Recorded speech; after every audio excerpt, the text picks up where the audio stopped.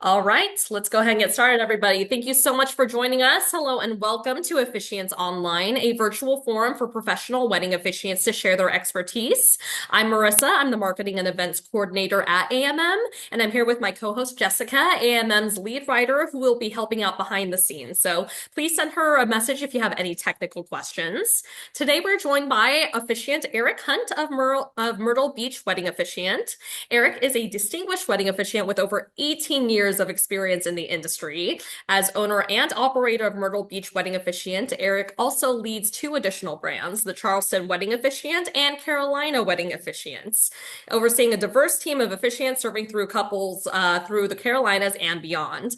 And having officiated over 5,000 weddings, he is known for crafting meaningful, personalized ceremonies that reflect each couple's unique love story. He stays current with the industry trends through ongoing professional development and is a proud member of the IAPWO, or the International Association of Professional Wedding Officiants. In addition to his work in the wedding world, Eric has an extensive professional background in funeral service, having served as a licensed funeral director and embalmer prior to becoming a full-time officiant. His time in that field gave him a great understanding of grief, family dynamics, and the importance of creating dignified, heartfelt ceremonies that honor a life well lived. This experience continues to inform his compassionate approach to ceremony work, whether it's celebrating couples' beginnings or commemorating a life's end. Eric's diverse professional background provides him with a unique blend of skills and insight that enhance his approach to business and serving others. So without further ado, I'll pass things over to Eric, and after he's done, we'll go ahead and open things up for questions after his presentation. Let's go ahead and get his spotlight there. Thanks so much, Marissa. Thanks, Jessica. And hello, everyone. Thank you so much for joining us on a Tuesday afternoon. Hope you're having a great day wherever you are tuning in from. I know we've got people from all over the country based on the chat, and I hope the weather's as beautiful where you are as it is right here in sunny Myrtle Beach. The weather has absolutely been spectacular the past few weeks. So spring is what we always look forward to because the summer humidity, it's on the way. But excited to share some good content with us today. I know most of us in the room, we are in the wedding world. We are in the business of weddings, the business of love. But it doesn't take much to pivot onto the side of funerals and memorial services. So I want to take just a little bit of time with you today to talk about some of the similarities and differences as it comes with weddings and funerals and memorials. Talk a little bit about some of the ways that you can better position yourself to serve your couples, your clients and community, and then of course answer any questions that may come up. So I'm going to go ahead and share my screen with you. Hopefully that's going to work as it's supposed to. Hopefully you can all see that now. I'll flip it so I can see it, and we are together. So the title of today's presentation, From I Do to In Loving Memory, Expanding Your Role as an Officiant. You know, we all come from different backgrounds. Most of us did not set out initially to be a professional wedding officiant or to officiate weddings in general. We all come from different walks of life, and some of us do find the wedding world to be a full-time occupation presently. Others are just starting out, or maybe it is your fun little sideline and you are in the business of serving others, celebrating that happy life moment, but you have a heart for service and you're wanting to maybe expand upon that. So from I Do to Unloving Memory, let me first dive into anybody that may not know me. Again, my name is Eric Hunt. I am based in Myrtle Beach, South Carolina, beautiful Grand Strand. We have 65 miles of unspoiled, beautiful beaches. I've been a professional wedding officiant for over 18 years. I have celebrated now with over 5,000 couples, a variety of lots of different weddings, really from the simple elopement to the full formal affair to 40,000 people on a stage of a concert. I operate three brands, as Marissa said, Myrtle Myrtle Beach Wedding Officiant, which is me personally here in Myrtle, Charleston Wedding Officiant, which is just to our south. And then I do have a team of officiants that we cover the Carolinas in general, so South Carolina, North Carolina, under the umbrella of Carolina Wedding Officiants. I am a husband and father. I've been with my wife for a little over 20 years now. We have a 13-year-old son. We are in the sports world. He eats, sleeps, and breathes basketball. So if we got any travel ball parents out there, I feel your pain. Not only the grueling schedule of practice and the weekend tournaments, but the expense of it all. I know when we were in Atlanta a few weeks ago, I joked, I said, if I ever get out of the wedding business, I'm getting into the sports business, because these travel sports folks, whether it's basketball, baseball, cheer, dance, they have figured it out, and it is a money-making beast, to say the least. When I'm not performing weddings and serving others, I like to eat. I'm a big foodie. We travel. A lot of times our trips involve where are we going, and instead of looking at what activities we're going to do, we're diving into local hole-in-the-wall restaurants and reading Yelp reviews and Google reviews and trying to, pin down what that menu is going to look like while we're there. I love music. We were just talking before we jumped on. It's summer. Summer's right around the corner. It's spring here. Beautiful season for outdoor concerts, and anytime I can catch live music, doesn't matter who it is, I'm definitely ready to be there. So why are we talking about funerals and memorial services, and what prepares me to be able to share some insight with you? So a little bit about my background. I haven't always been in Myrtle Beach. I am originally from Virginia, Martinsville, Virginia, just south of Roanoke or north of Greensboro, North Carolina.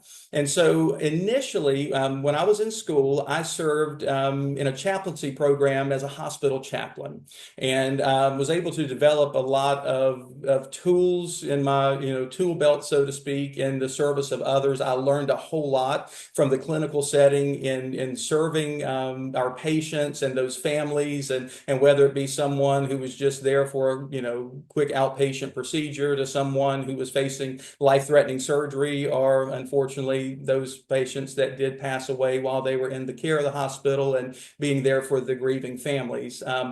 From my experience as a chaplain, I was able to get to know some of the folks in the funeral world, and that opened up a conversation into that maybe being a potential step I should take and look at professionally. I did, in fact, do that. I did go to school and become a licensed funeral director and embalmer.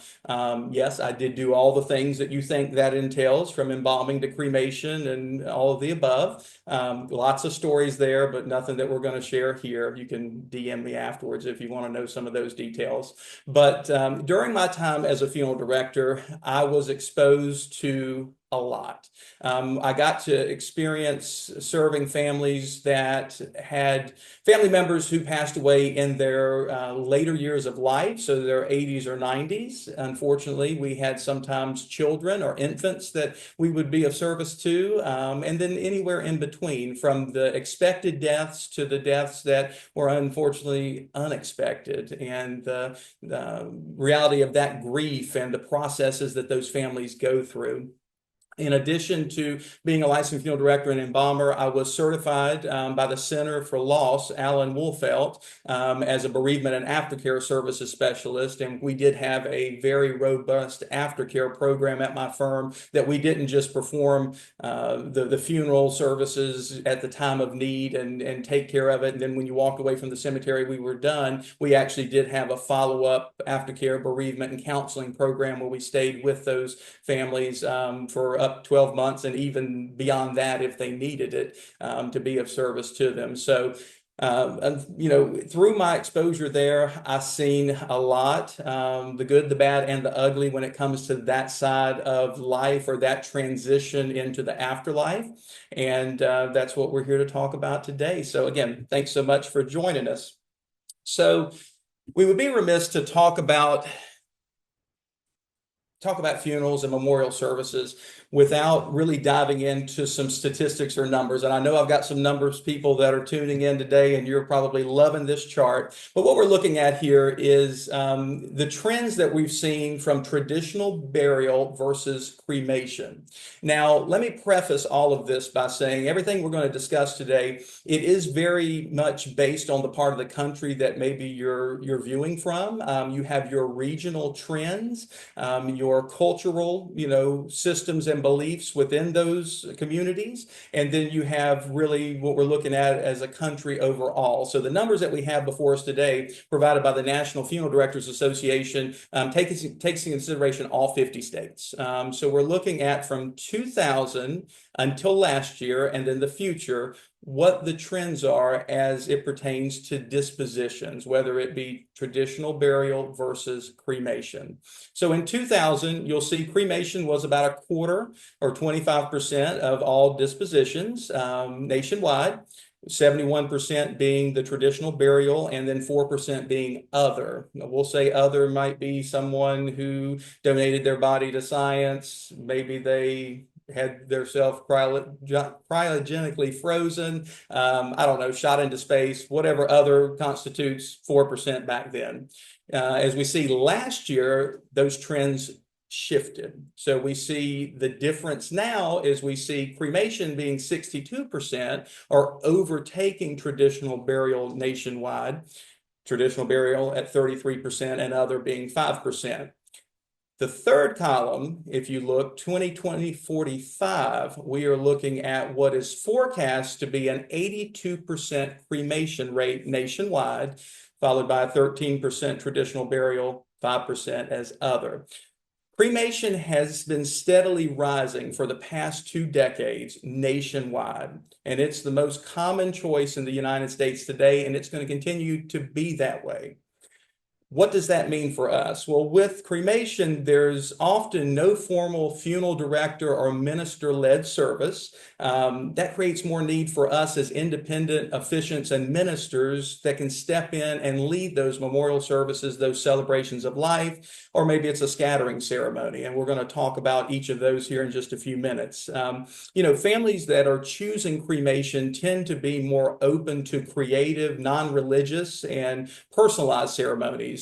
We see a lot of trends where people are not necessarily doing what we consider the funeral home chapel or the celebration of life facility.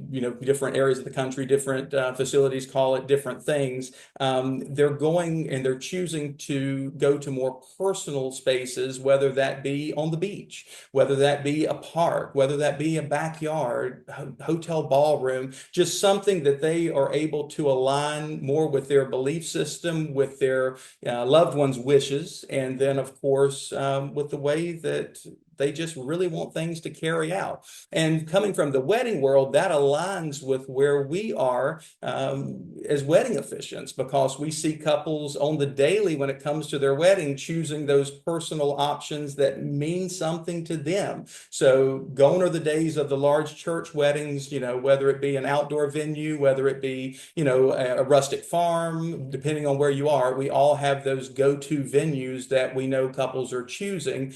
Same thing with funerals and memorial services. So this shift opens a new space for us to serve, not as a replacement for funeral directors or for ministers in that realm, if that's the way families choose to go, but for the rest of them to be able to partner in honoring those lives, in celebrating this transition in more meaningful and personal ways.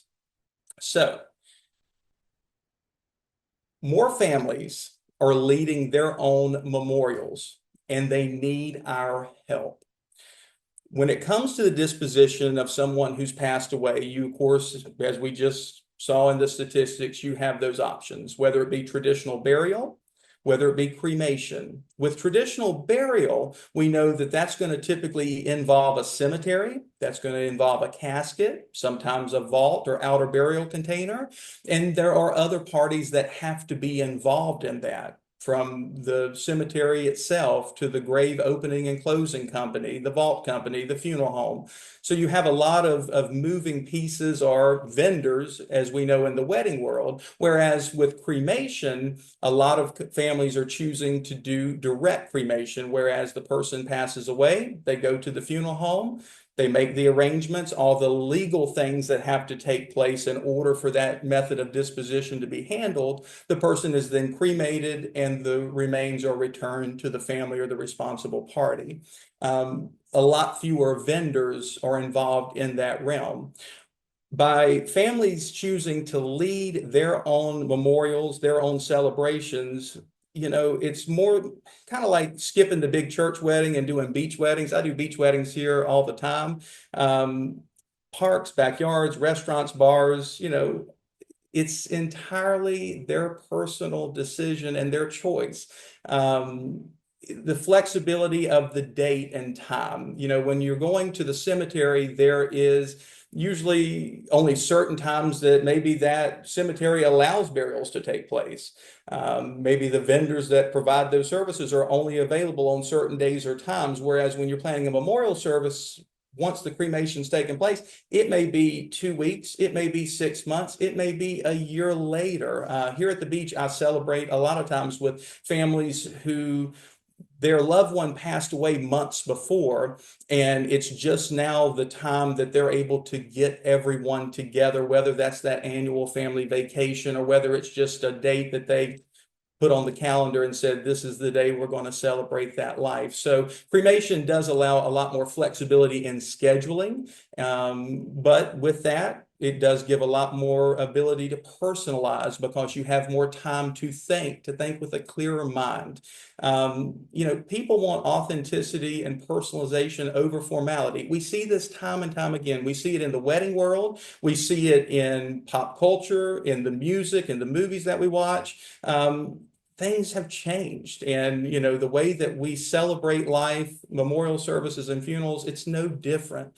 And then of course on the left hand column at the bottom there, budget constraints. A lot of people really get the wow factor when they realize how much a funeral actually costs. Depending on the part of the country that you're in the 10,000 and up range for most burials. And we're talking about very simple, modest burials, not the big, elaborate, flashy, celebrity, funerals that we see. So in some cases, in some circles, those budget constraints or those budgetary concerns do impact the decisions that families make as far as what exactly they are going to do. But regardless of that, there is a life there to celebrate. There is a grieving family that needs comfort, and that's where we come in. Families need structure, guidance, and someone to lead them through the moment. When it comes to that, funeral homes, they do a really good job in guiding families through the immediate time of need and what has to happen legally. A lot of good funeral directors will give recommendations on, certain things, but they're not there and they don't have the time or capacity to be everything for everyone. Every one of us have unique needs, have unique wishes and belief systems. And again, that's where we're able to step in and really serve that need for those families.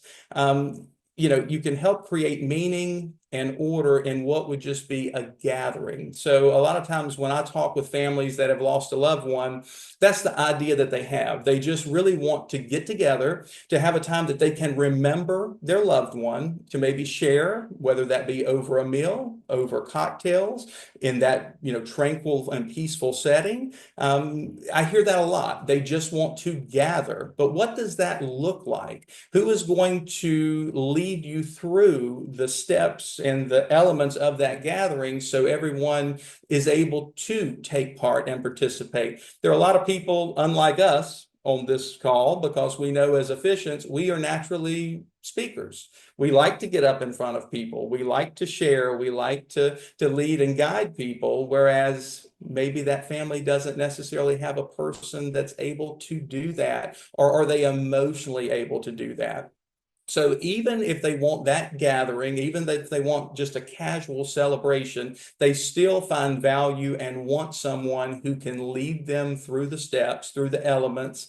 As you see there, welcoming everyone, sharing that life story, introducing speakers, or opening up a safe place where friends and family may gather and share, stories and tell their memories of that person. And then, of course, someone who has a cue when it's time to wrap this thing up and move to the next phase, whether that's going for burial, disposition, or headed, to a reception or a meal following. So we have a calling, we have a value in what we're able to offer to our client families. And that's what we're here for. That's why you are on this call today, is you have a heart to serve and you are interested in learning how to do that. So weddings and funerals, they are more alike than you think. You see here on this nice chart, kind of broken down, we've got some simple topics or some simple words there that describe weddings, some simple words there that describe funerals, and then in the middle, some of the shared core. So weddings, what is it? It's a celebration of love, of that couple that stands before us. It's full of joyful energy. It's the unity of two lives being intertwined together, two hearts becoming one. Weddings are often planned months or years in advance. You know the wedding's happening. Now, in my world, I get a lot of last minute weddings. Yesterday, I had a bride and groom call me an hour before. They had their paperwork. We met, they got married. It was good, but that's not the norm. Most large formal weddings, they are planned. You're able to rehearse. You're able to talk with the couple and check those boxes and make sure that you're developing a ceremony that not only, honors them, but respects their personalities, their beliefs, and their wishes. Funerals, it's a celebration of life. There's love in life, but it's a celebration of life and of that person, a life well lived. It can have a somber or reflective tone. That's something that when you're talking with families, you're going to get that feeling, that vibe of what is the moment that they are feeling. So whether it be, somber or reflective, whether it be humorous. I have some families that they choose to grieve through humor, and humor can be healing, and we know that. Sometimes it's a fine line that we walk. We don't want to always make it feel like it's a bad stand-up act, but being able to interject, some humorous stories or some sentiments from that person's life can definitely add value and bring comfort to a grieving family. Funerals honor the life that's lived. It honors one life that's lived. In most cases, you are only going to be celebrating the memorial service or the funeral of one person. Now, I say that because unfortunately, I have in my past had instances where maybe it's a mother and child that passed at the same time, or maybe it's a family that had a tragic car accident. And sometimes those are large services that you have more of a combination, funeral or celebration of life. So that does happen, but that is the exception and not usually the rule, thank goodness. But in contrast to weddings, funerals and memorial services, in the sense that we know them as, are usually planned quickly. It's not something that you usually have months or weeks to plan for. Again, memorial services, yes, sometimes you do, but a lot of times there is an immediate need, and we want to make sure that we're prepared for that. We'll talk a little bit about that here in just a few moments, but funerals are often planned quickly. How do they cross? As you see there in the middle, there are a lot of similarities between weddings and funerals. Although I always have those groomsmen, and I'm sure you do too, that joke that a wedding is just an upright funeral. We've all heard it. But, the shared core in between weddings and funerals, there's storytelling. You're going to tell stories of your couple's, love story of them coming together to that beautiful moment. You're going to tell stories about the person's life and about, the things that made them who they were. You're going to personalize each, celebration, wedding or funeral. Comfort and guiding families. We know in the wedding world, sometimes these people need need a lot of guidance. They need to get their heads out of the cloud and realize you're on a $500 budget with a $25,000 idea for your wedding, and those things don't crisscross. Whereas in the funeral world, memorial services, you are there to guide and comfort the families through one of the most difficult moments of their life. There's a lot of respect and honor to that. We're looking to speak with sincerity and clarity. Both weddings are funerals. You want to make sure that the message, the point, you're getting it across. Everyone's understanding the purpose of being there, and the celebration, whether it be happy or somber, the celebration of why you're there.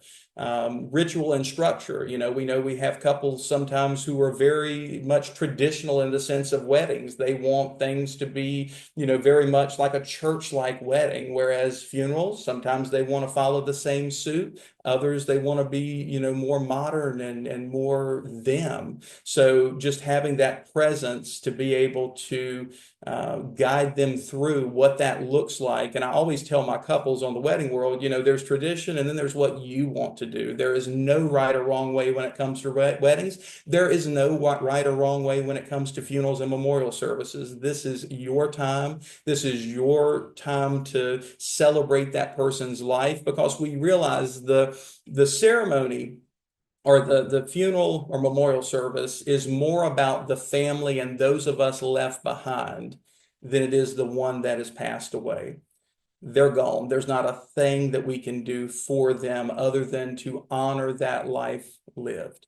But with respect to that family, those friends, the people who remain behind to grieve, we want to make sure that we are honoring their wishes, and because they're the ones who, in a lot of cases, are going to be sharing those stories, those details, so we're able to then craft that celebration of life that, of course, honors not only the individual who has passed, but also the family and friends who remain behind. Professionalism. I think we're all professional on this call. You wouldn't be here. You're here to learn. You're here to grow. And then having that emotional intelligence and empathy, being able to be emotional enough with our clients without crossing the line. And we do that in the wedding world, but I'm here to tell you, on the side of funerals and memorial services, that is a lot more important, to be a little bit more guarded of your own self, of your own emotions, more so than we get on the wedding side. And we'll talk about that here in just a few moments as well. So continuing on the differences, weddings versus funerals. Weddings, joyful, celebratory. We get it. We live it every day.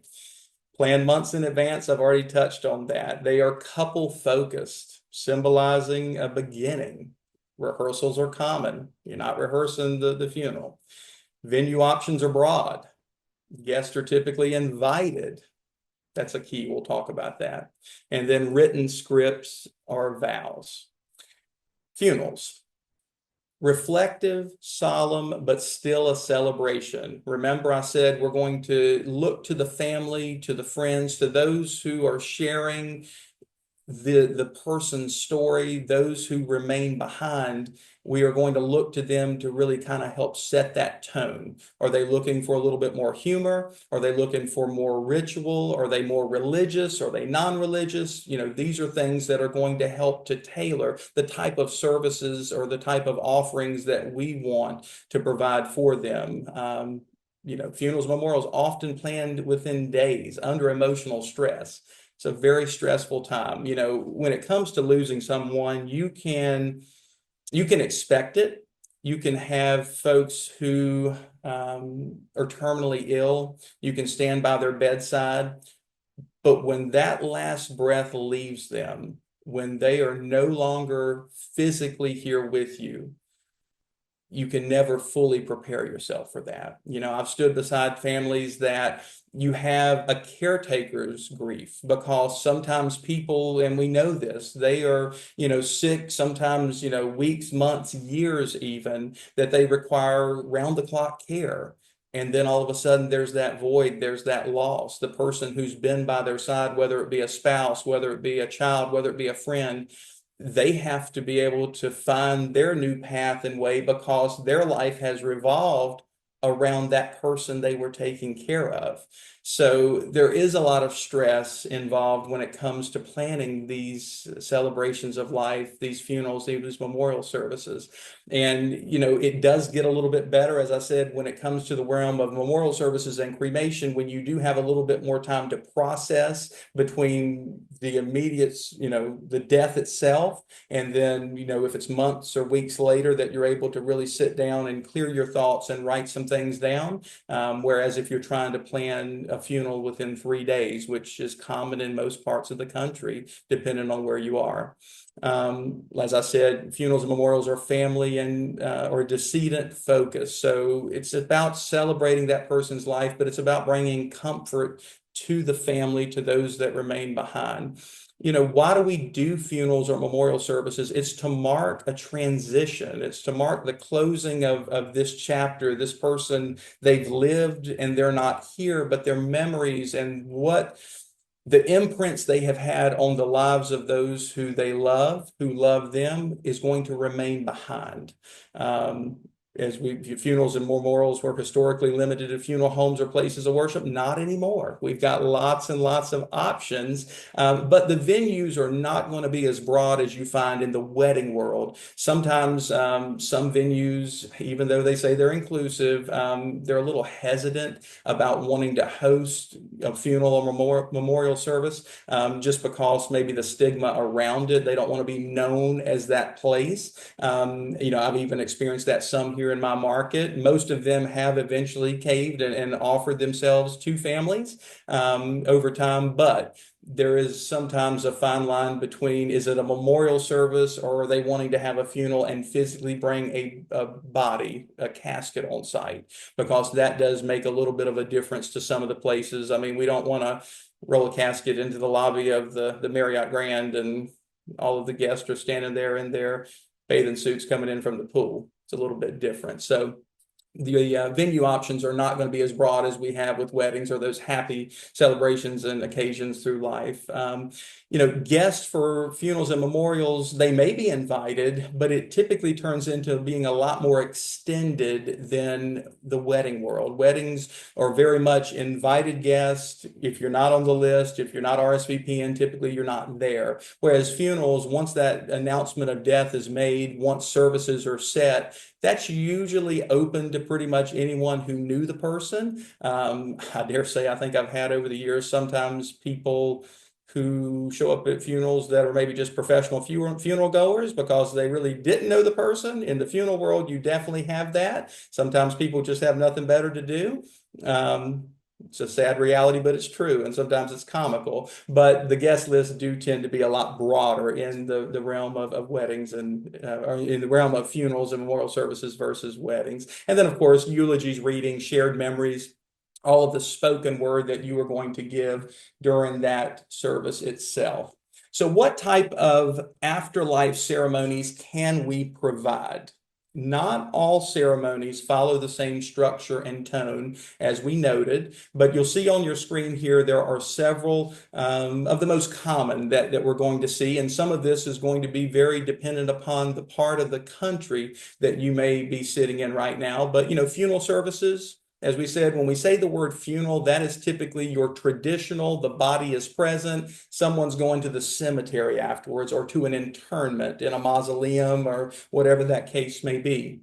Memorial services are typically held without the body present. There's more flexible timing, as I mentioned. Sometimes there can be weeks, months, or even longer between the time someone passes and the time a memorial service is set and takes place. Celebrations of life are very much the same. Honestly, in my world, and some of you may not agree with this, memorial services and celebrations of life and funerals, they are all kind of, in the same realm. When we think about, they can be used interchangeably, but celebrations of life do mirror memorial services a little bit more, where it's typically not going to have a body present. It's usually at a later time, and it's that type of wording around that title is geared to be a little bit more uplifting and be around the celebration of that person and kind of steer clear. And we've seen that through culture over the years, how words and different definitions change, or the verbiage that that we use,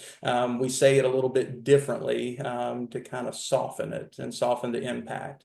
Grave and interment ceremonies, we see those quite often. Those are usually people that want things very simple, cut and dry. They don't have the big, funeral service or ceremony at a, alternate site. They take it right to the cemetery and everything takes place there. Or most funeral services do have a chapel or a funeral service component and a graveside component, whereas everyone has the actual service or the lengthy part of the service here. You would then process to the cemetery and finish up or conclude with the graveside portion. And again, dependent upon where you are in the country, that changes slightly. A lot of the metro areas, it looks a little bit different than it does in some of the rural areas.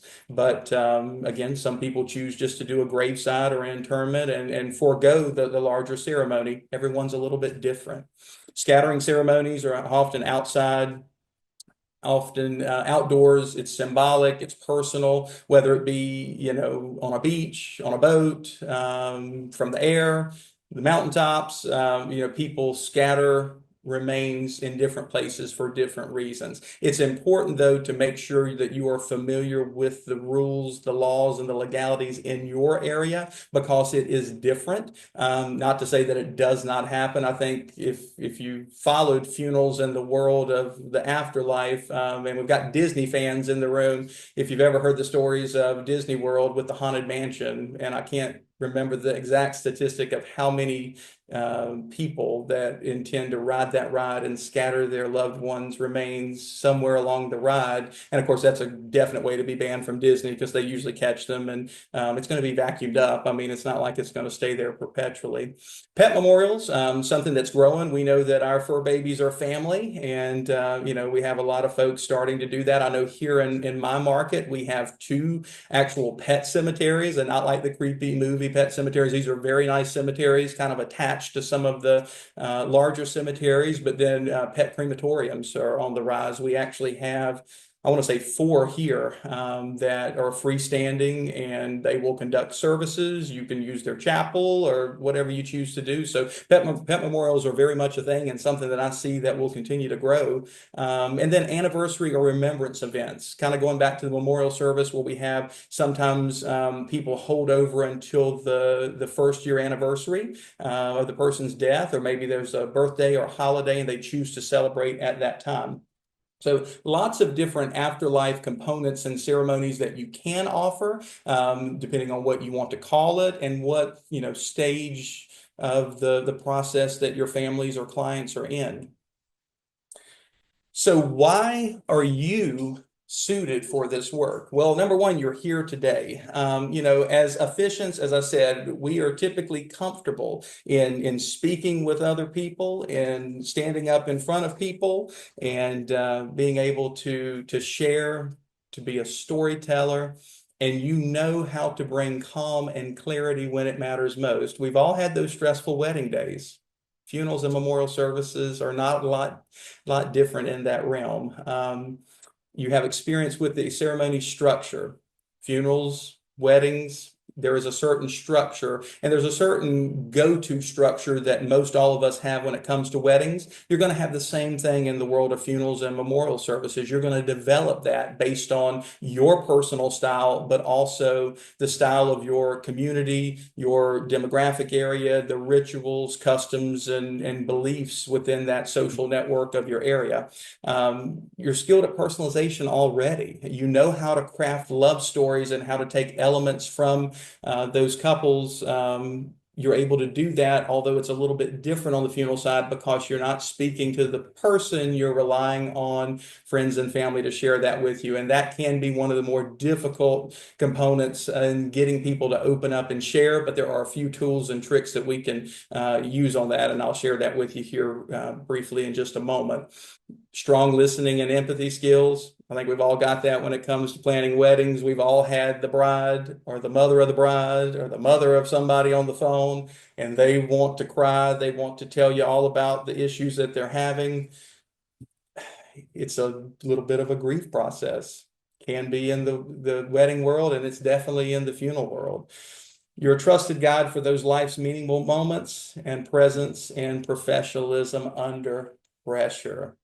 A lot of pressure in the wedding world. The same goes and rings true in the funeral and memorial world as well. So how do you get started if this is something that intrigues you, if it interests you, if you have a heart for service that you want to build this out?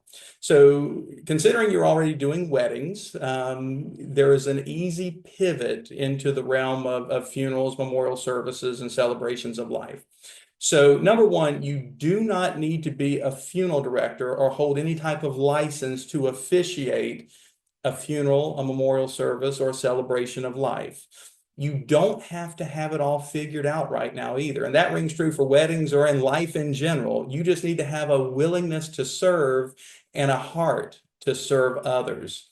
You do, however, need to be aware of the legal or cemetery specific requirements. Now, you don't need to know everything word for word, but you do need to have a good handle on what is permitted or allowed in your area because your couples, I'm sorry, your families and your clients, they are going to look to you for that advice. One of the best ways to do that, of course, you can Google, you can look it up, you can talk to local funeral homes, funeral directors, and cemeteries. You can call around and pose that you are a family planning something and ask a few questions. That will enable you to put some of that into your tool belt. So when those questions arise, you do have at least a working knowledge of the request that that family has and whether it's doable or not.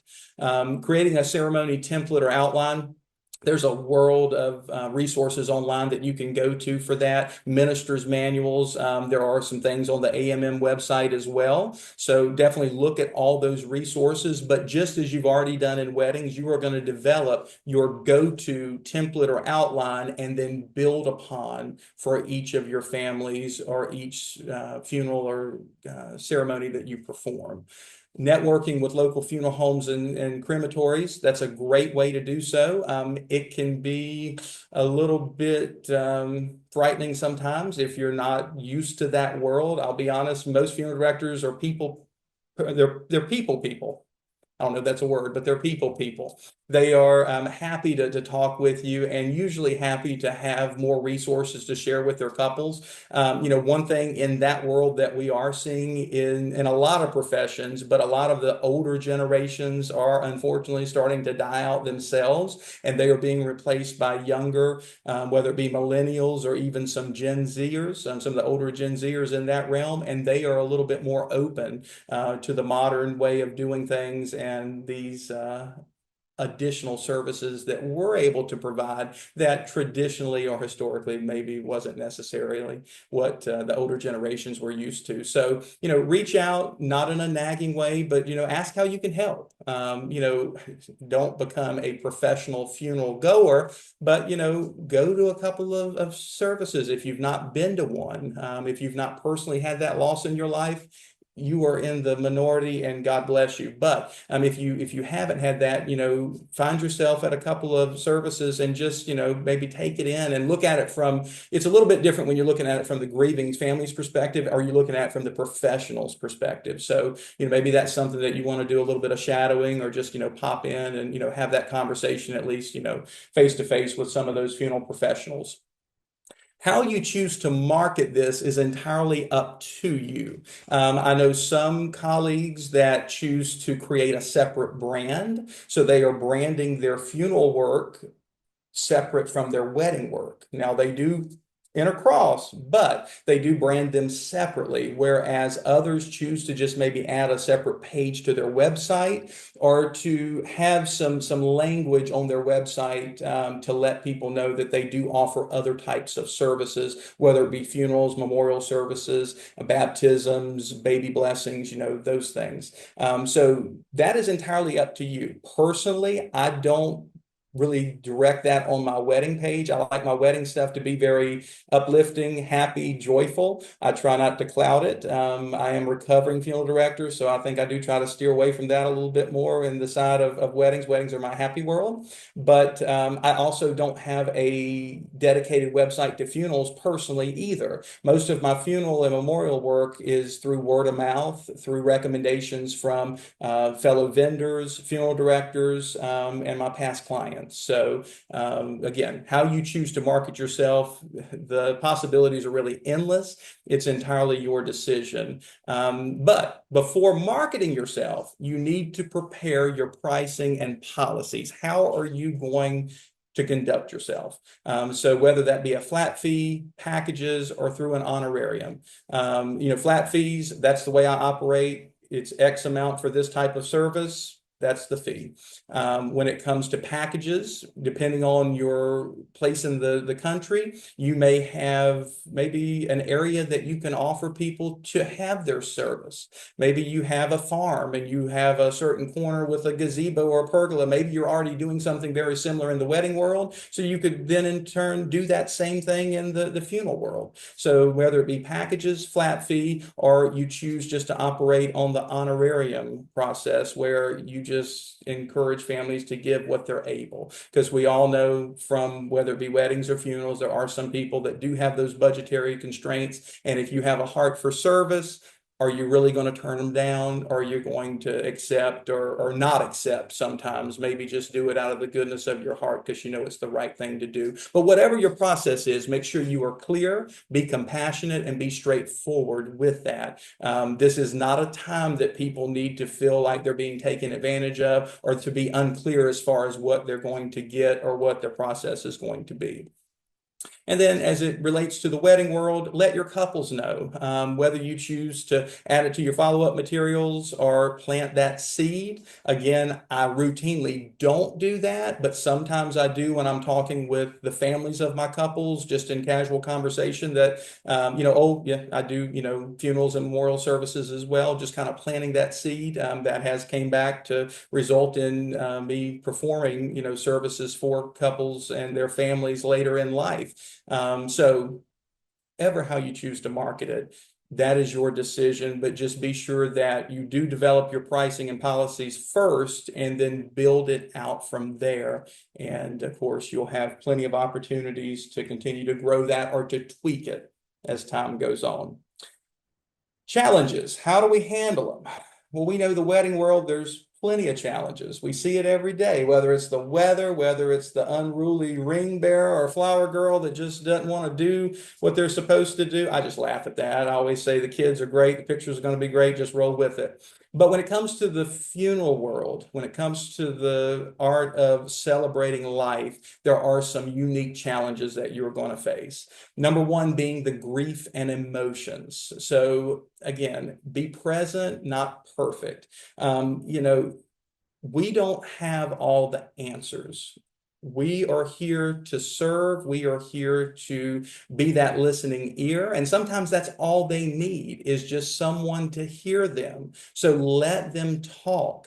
Sometimes a quiet mouth and an open ear is your best gift, is your best tool. So use silence as that tool and let them share what they're willing to share. Now, maybe they're not really sharing a whole lot. So then we need a little bit of prodding or pushing to get the details we need to create that ceremony. So creating a ceremony with little info is going to be your next if you look to your right.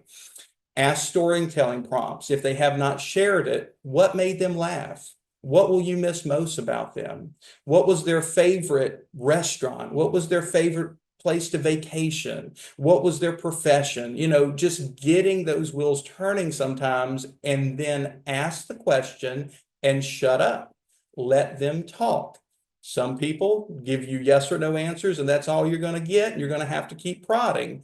Others, once you get that flowing, they're going to open up. Ideally, for me, I like to have these conversations in a more of a group setting with a couple of friends or family members because they are able to feed off of each other's energy, and one can spark a memory of another who then develops this beautiful piece that we can thread into the story and tell that person's story a lot more authentically. And it's something that just really creates that beautiful thing. So ask those probing questions as needed, but ask them and close your mouth.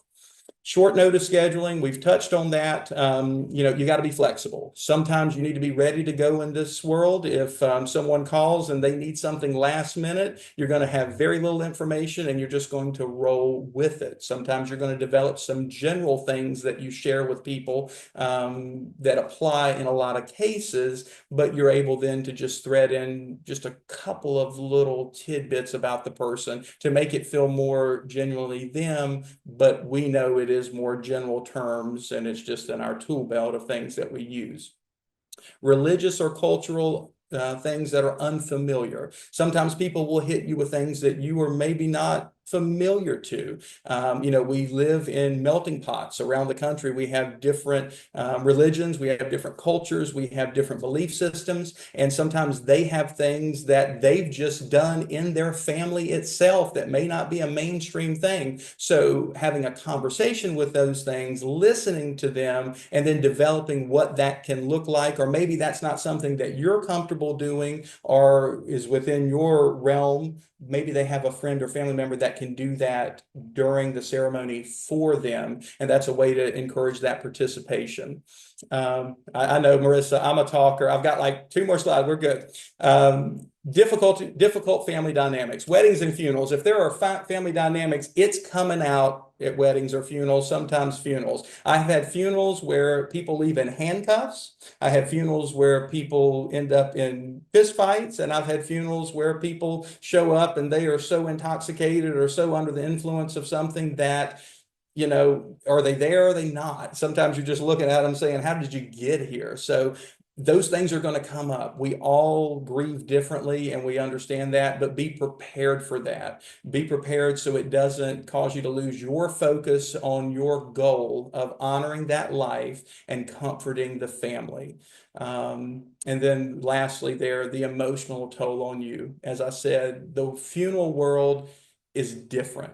You are going to have a lot of emotions that you do not normally see in the wedding world. And that's going to affect you personally. I know for me, when I stepped out of being a full-time funeral director and embalmer, it took a little bit for me to turn my personal emotion back on. And it was scary because I didn't realize that I had shut it off to that degree until I was out of that world. But you really have to. You have to guard yourself and protect yourself. So if you choose to make this something that you feel is a service that you want to offer, be sure that you're building in that decompression time, that you're drawing that line. You want to remain professional, you want to be sympathetic and empathetic to your clients, but you cannot get personally involved and dive into the point that it starts to affect you, your family life, or your personal relationship with others.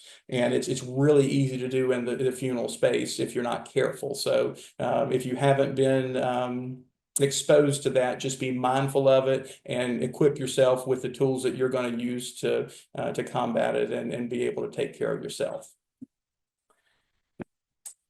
Why do we do what we do? Well, we are in the business of taking care of people, and this quote is the heart of what we do as officiants. It's really a life quote for me, but people will forget what you said. People will forget what you did, but they will never forget how you made them feel. And whether you're celebrating a happy occasion in life, that wedding day, a vow renewal, or whether you're there standing by their side at one of the most difficult moments they've ever faced, they will remember how they felt in that moment, the energy that you brought to that moment. And while the details might get lost, they'll never forget you, good or bad. They'll remember how you made them feel.